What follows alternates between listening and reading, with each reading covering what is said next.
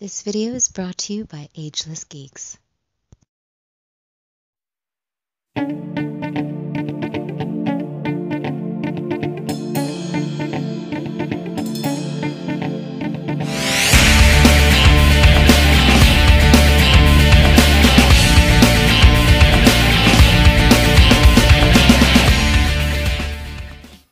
Cowabunga dudes and dudettes, this is Anthony, aka Batbomb82, and today I'll be doing a review of the 2019 New York Comic Con exclusive Batman vs. Xenomorph 2-pack from Neca.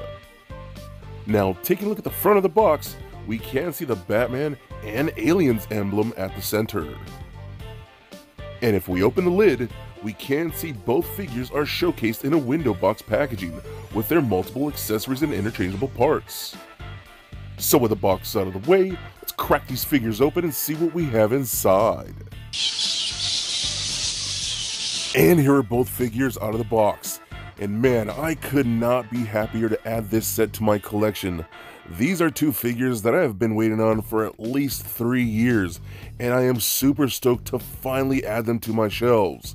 Neca has impressed me with their 2-packs recently, and these are no exception.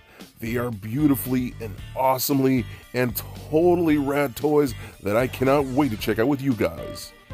But before we take a closer look at both figures, let's take a closer look at the accessories. So the only accessories that we do get are interchangeable hands and a Batarang for Batman. So with the accessories out of the way, let's take a closer look at Batman and the Xenomorph.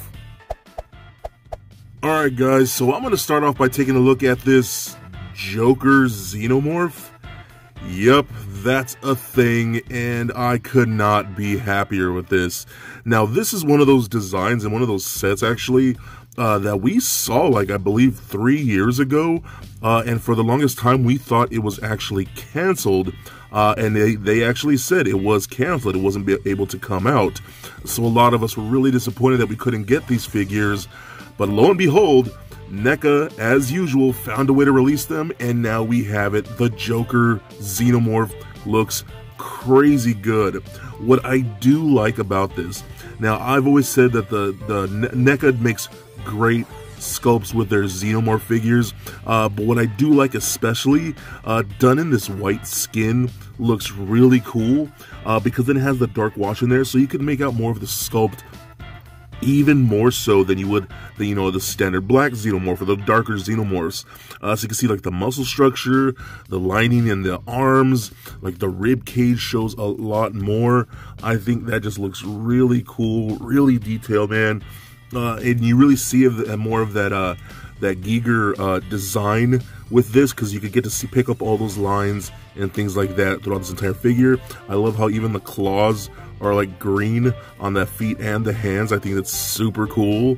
I love that they got the spines back here again. Look at all the detail that you get with that, and with the white again, black wash really shows all that in detail, and it's so freaking cool.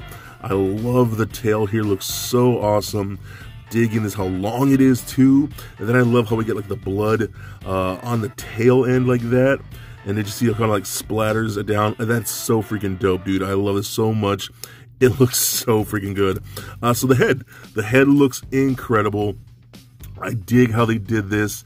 So it's really just supposed to be more of a white Xenomorph with that green dome, and I love how the green is translucent with that dark fade from the bottom to the top to that clear green, so you can actually see the white dome underneath. I think that's super cool.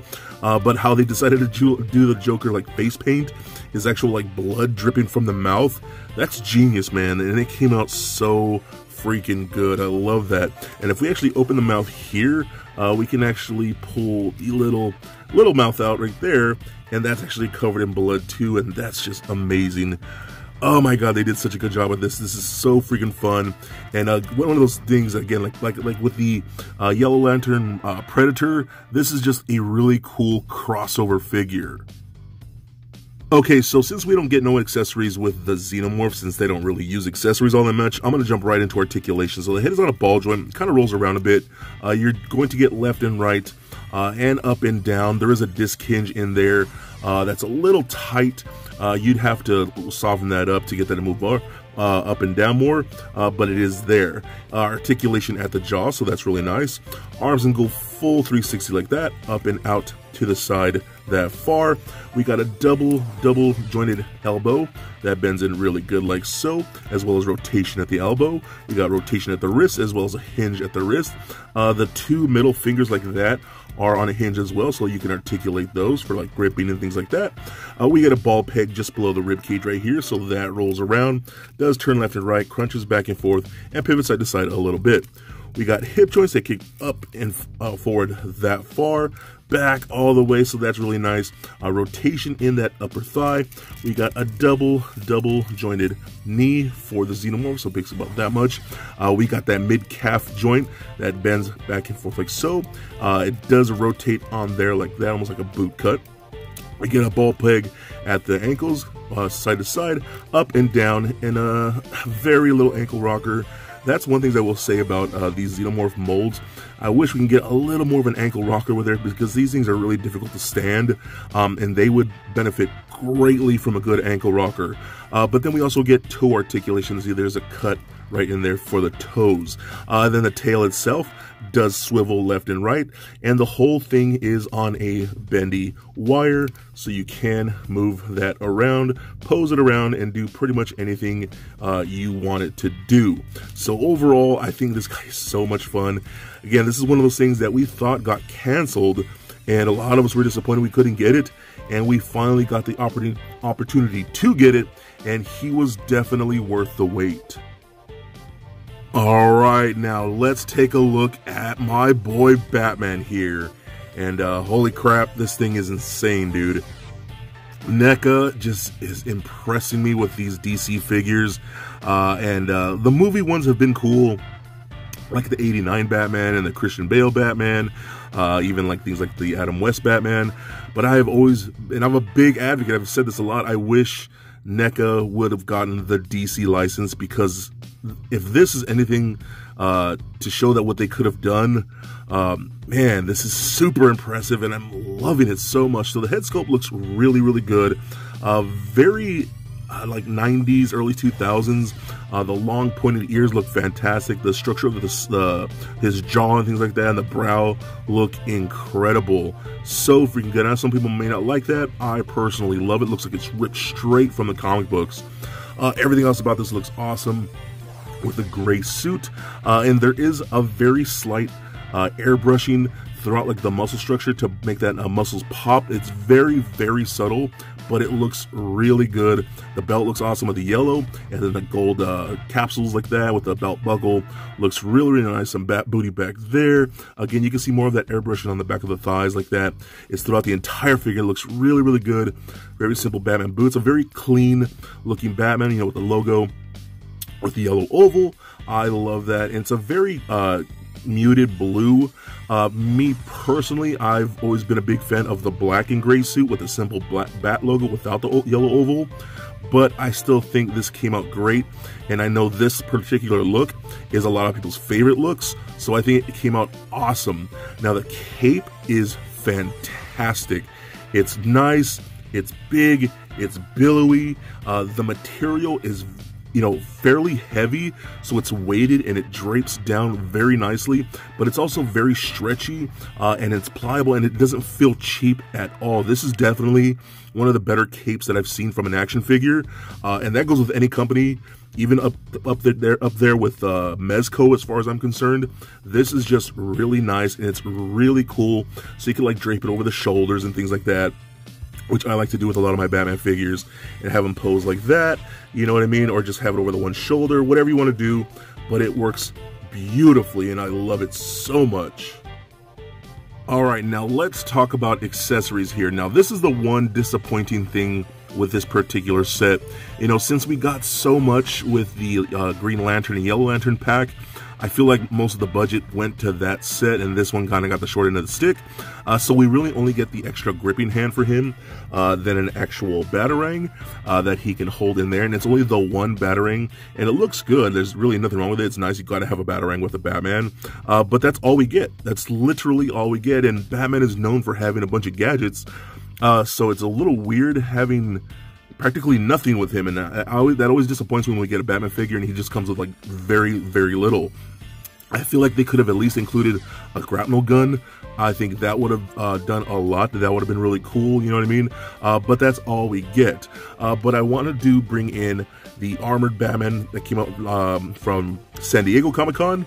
I've seen these side by side. These are really cool. What you can do, this particular figure is just an armored version of this figure. And what you can do, so you can take off things like these thigh guards, because those come off fairly easily on this, and you can put them on this Batman if you like, and they will stay on there, because again, it's the exact same mold. You can do that. If you really wanted to, you can take these gauntlets off. And one thing I didn't notice before, but you can actually take this armor off. If I could just actually do it now on camera, it's going to, of course, it's going to be tricky to take that off right there. It's just on two little plates with little pegs, and you can see we have a more bare-chested Batman here. No Batman logo on this actual chest like that, but you can take this armor and put it on this Batman, you know, like that. I mean, if you wanted to, I mean, that's just an option, because this one, they literally took this figure and put armor on it to make this figure with some new extra parts, like this whole upper belt piece right here just is put over the standard trunks like that. You know, the different head is mostly that different. These gauntlets are just slid over these gauntlets, you know what I mean? Yeah, so it's pretty cool how they did that. So, I mean, I personally don't know why you would do it, but if you wanted to, there is the option to change those parts. Alright, now let's check out his articulation. So like I've stated before, you know, NECA figures can be pretty tight when first removing them from the package, so you're going to want to heat him up, because there was a lot of tight joints in here, so just be very careful. I loosened mine up quite a bit. He's still not perfect. I still got to work with him more, but I loosened him enough for right now. So that head is on a very nice ball joint, rolls all the way around like that. Does turn left and right, looks up fairly far and down all that much, and pivots side to side very well, so I love the articulation there. Arms can go full 360, up and out that far, rotation at the bicep. We got a double jointed elbow, rotation at the wrist, as well as a hinge at the wrist. We got an ab crunch forward that far. We got ab crunch back about that much. We got rotation at the waist. We got hip joints that kick forward that far, back about that much, splits all the way out, rotation in that upper thigh. We got double jointed knee, almost kicks himself in his own butt. We got rotation at the boot, ankles go up, down, a very nice ankle rocker, and then we do get toe articulation that's really tight, and but it's there. So again, you just got to work at it. Overall, I freaking love this Batman. For me personally, this is definitely one of the better Batman figures in my entire collection.